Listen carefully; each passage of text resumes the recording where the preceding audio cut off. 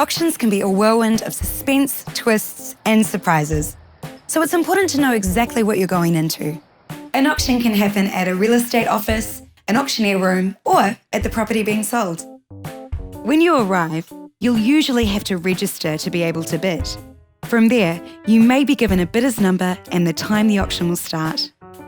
If you're at the auction, you'll probably do your own bidding, but if you can't, an agent or a support person can do it for you. Most of us know the basics of how an auction works. Interested buyers will put forward bids, which represent the amounts they would be prepared to pay for the property. Each bid must be higher than the last. You also need to factor in the reserve. Before the auction even begins, the seller needs to decide on the lowest price they would be comfortable selling their property at. This price is called the reserve.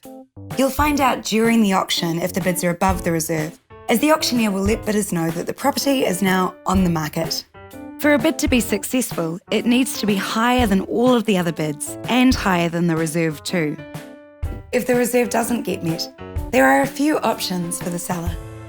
They can lower the reserve and sell the house to whoever made the highest bid. Alternatively, the auctioneer can take the highest bidder to another room and try to negotiate an even higher bid.